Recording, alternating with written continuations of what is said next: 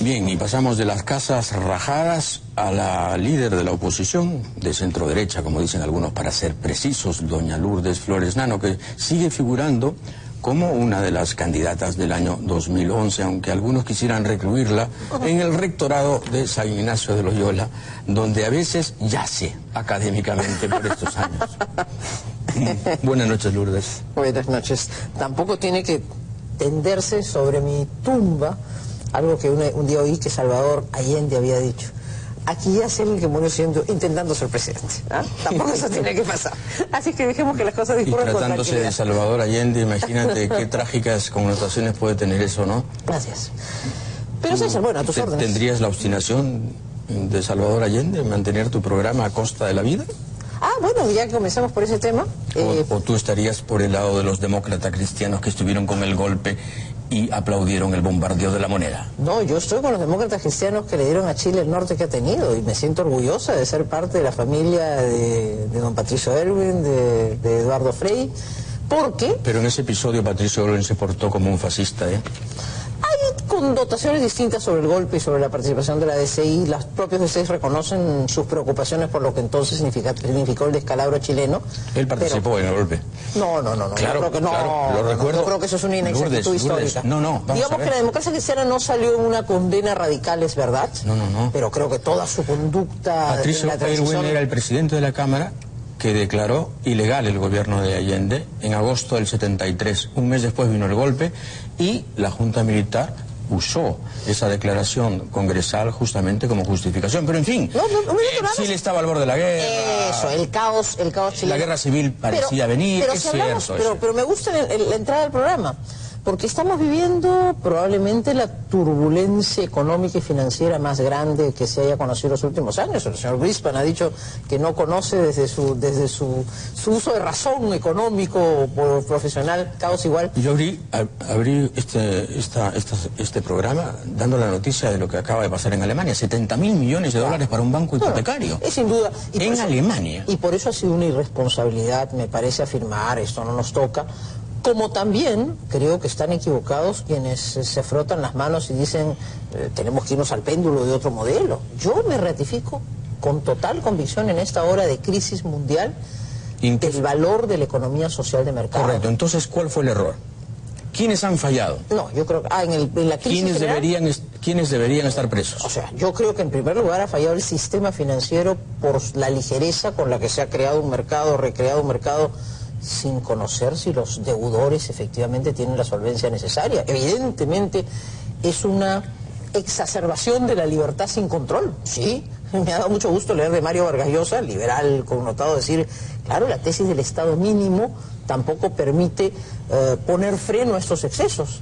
O sea, esto hay que ser conscientes, una economía tiene que saber... Pero todos estaban felices con el Estado mínimo, aplaudían. Bueno, yo soy una social cristiana y creo que el Estado... No me refiero a ti, me refiero a ellos. Ah, bueno... a los liberales a ultranza. Y por eso fíjate tú como hay voces ciudadanas en los Estados Unidos que dicen, ¿y por qué con mis impuestos usted tiene que salvar al sistema? Pero claro, comprendo que la gravedad de la crisis es tal que tienen que haber medidas, pero ¿qué es lo que sale de esta crisis en mi concepto?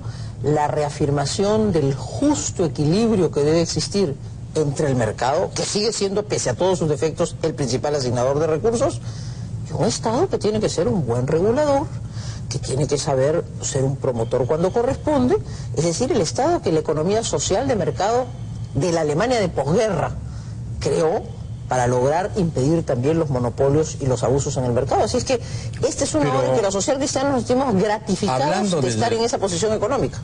Sí, pues. Y tampoco oímos los cantos sirenos que dicen ya, se acabó el mundo, la crisis de Wall Street es ahora el comienzo del estatismo. Tampoco se pasen.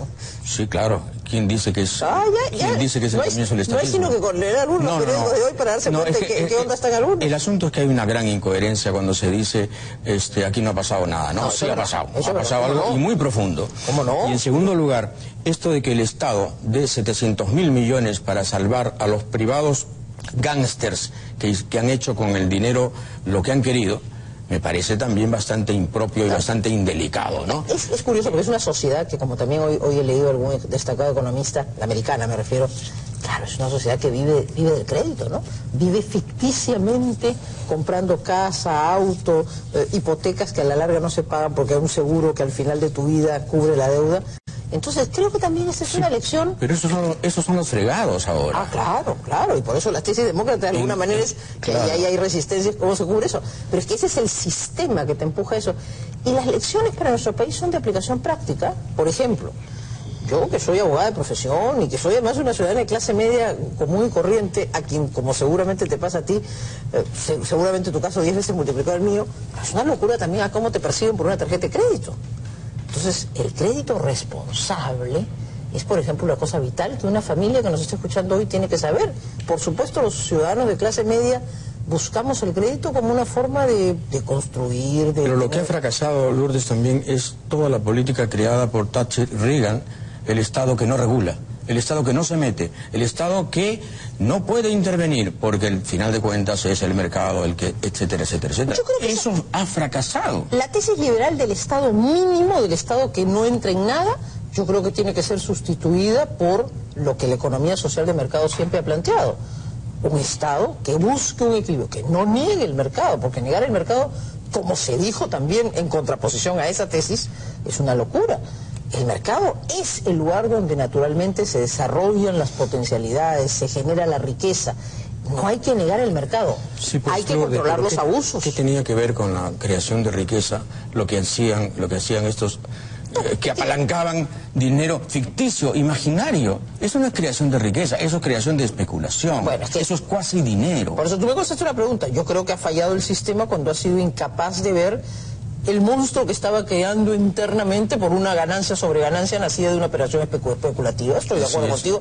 Ese capitalismo ha dejado de existir, va a dejar de existir. Y yo creo que nunca en una economía sana el papel regulador que tú reclamas para evitar situaciones o de monopolio, de abuso o de falta de previsión es importante. Lejos está en mi mente de imaginar que eso tiene que ser reemplazado por un Estado que te fije tasas de interés, que te fije tasas de cambio, que te imponga, no, que te impide créditos, no.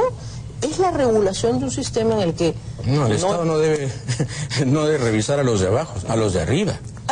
El problema es que a los de arriba no los ha revisado. Bueno, es que se ha dejado correr una especulación al infinito sobre créditos que ya no tenían ningún sustento y en general... Pero además Estados Unidos vive pues de bonos que compran los chinos. Bueno, y eso nos trae a otra cosa. Y eso nos trae también a una economía que vamos a ver si después de las elecciones de noviembre se ordena también en su déficit, ¿no? Claro está que a nosotros que somos un pequeño país exportador, de alguna manera nos interesa que siempre se nos compre, pero modestamente pensando en nuestra economía, bienvenida la cautela en el gasto, no la exageración, pero la cautela, porque no somos un país que tiene que vivir con déficit ni con huecos como hemos vivido. ¿El gobierno está haciendo su tarea frente a todo esto?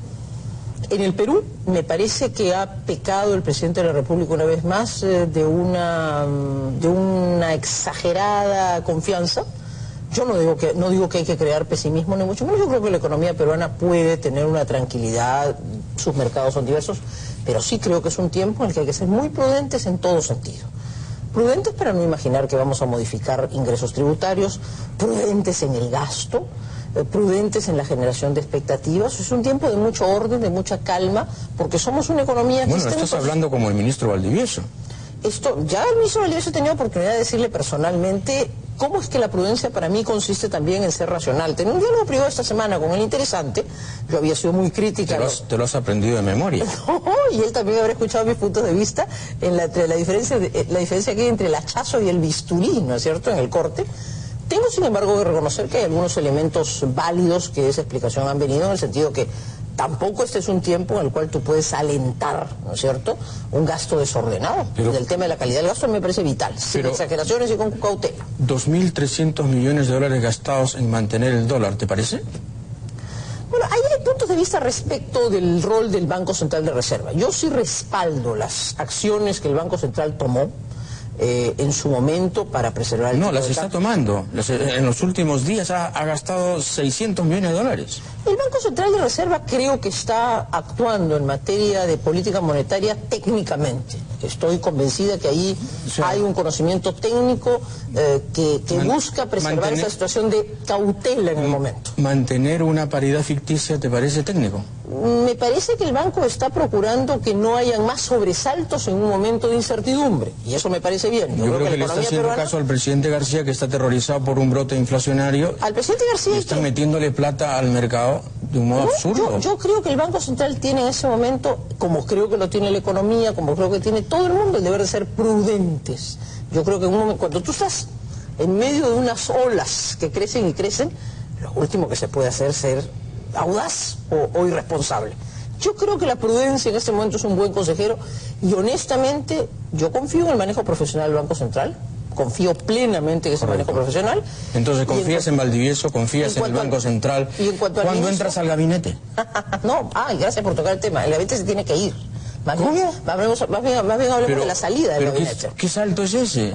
Bueno, es que... Es una pirueta de guaripolera. Es que hay un tema muy serio. No, es que hay un tema muy serio. Junto con la necesidad de ser prudente en materia económica, yo creo que hay hechos lamentables que comienzan a evidenciar señales de corrupción. Y frente a esas señales de corrupción, César, más allá de las buenas o malas maneras en el manejo de ciertos hechos, súmale a eso la crisis en el sector salud, súmale a eso, me parece que la pésima forma como se ha manejado el tema de las pymes, pero si ya hay señales de corrupción, yo creo que es el momento de plantear, pasado el 7 de octubre, que será un momento difícil, en fin, que el gobierno... ¿Te refieres al paro? Claro, el gobierno tendrá que tener su control sobre la situación, pero el día 8 de octubre, para recobrar confianza en el país, yo creo francamente que este gabinete ya no da para más.